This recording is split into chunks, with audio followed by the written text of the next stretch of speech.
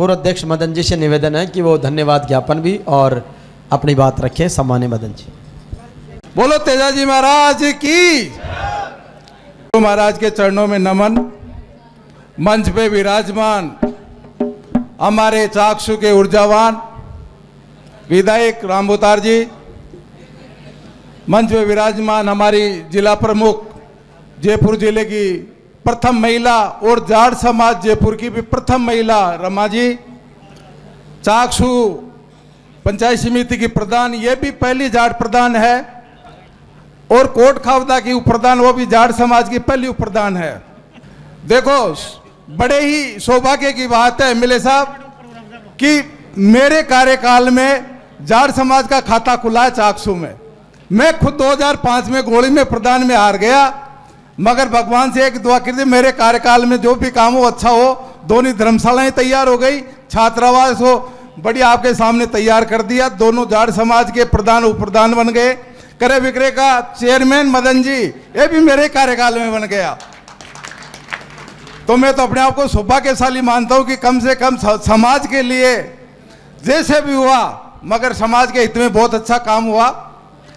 मैं भाई कैलाश जी, मंच पे विराजमान राजेश जी जो मेरे पड़ोस करेड़ा से हैं, जो विवाह सम्मेलन डिग्गी के अध्यक्ष हैं, भाई कजोड़ जी हैं, पूर्व सरपंच बोथुन भाई बद्री जी हैं, बैरू जी पार्षद, हमारे बड़े भाई भगवान जी, हमारे साथी रेणवाल से भोपा जी, पूर्व वर्तमान सरपंच कुमारियावास बाकर साहब, सामने विराजमान मेरे पिता तुल्य बुजुर्गों और मेरी युवा ताकत और मेरी युवा शक्ति। मैं एक ही बात कहना चाहता हूं कैलाश जी, आप चंद्रगुप्त वो क्या चाणक्य हो और आपका चंद्रगुप्त राम अवतार है। और इससे बड़ी बात कुछ नहीं है कि चाणक्य ने चंद्रगुप्त से क्या करवा दिया था। एक धनानंद जैसे मां विनाशकारी से आपने वो सर राज्य किया। तो मैं तो एक ही बात कहना चाहता हूं कि सामने जो लिस्ट लगी हुई है मेरे कर्मचारी भाइयों की, पहले दिया सब किसानों ने है, मगर मेरे कार्यकाल में मैंने एक भी किसान को परेशान नहीं किया। कोई अपनी इच्छा से अगर सहयोग किया तो मैंने उसका भी लिया है, व्यापारी से भी लिया है, मगर विशेष सबसे ज्यादा अगर योगदान रहा तो कर्मचारी का रहा है।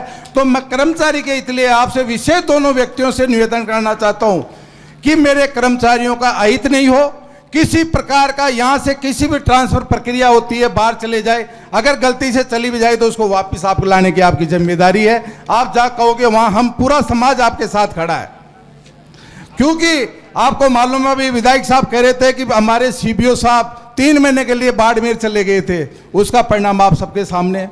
क्योंकि वो मेरा रिश्तेदार था, मेरा बनाया हुआ विधायक था, और उसने सबसे पहले 2 महीने में मेरे साथ ऐसे गुटरकात किया कि उसका परिणाम मेरा खुद का रिश्तेदार जो मेरे उनकी 3 बेटियां मेरे छोटे भाइयों के, वो बाड़मेर से रिटायर्ड होके आया।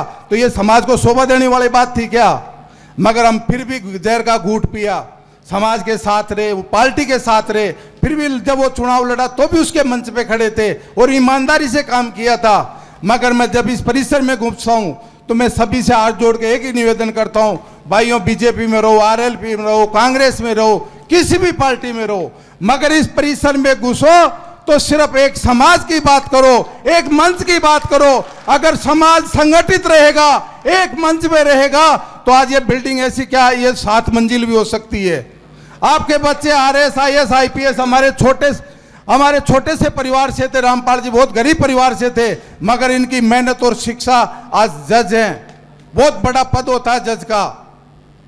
इसलिए भाइयों, शिक्षा सबसे बड़ा धन है। धन को कोई चुरा सकता, मगर शिक्षा को कोई नहीं चुरा सकता। आज बच्चियां बहुत आगे बढ़ रही है, बच्चों से ज्यादा बच्चियां आगे बढ़ रही है इस समाज में। आज मेरे समाज जिस भी काम के लग जाता है, ये आप सबको पता है। एमएलए साहब, जाट समाज ठेकेदारी में लगा तो 1 क्लास तक पहुंच गया, शिक्षा के पीछे पड़ा तो आज राजस्थान में बड़ी से बड़ी एजुकेशन, प्राइवेट सेक्टर में बड़ी बड़ी इंजीनियरिंग कॉलेज है, मेडिकल कॉलेज है, वो भी जाटों के पास है। तो ये समाज बहुत मेहनती है, ईमानदार है, कर्मठ है, और ये सच्चाई के साथ हमेशा जीता है। तो मैं तो यही कहना चाहता हूं एमएलए साहब आपसे कि आपने इस समाज में वो किया है तो ये आपको हमेशा भर भर के देगा। जय हिंद, जय भारत। बहुत बहुत धन्यवाद।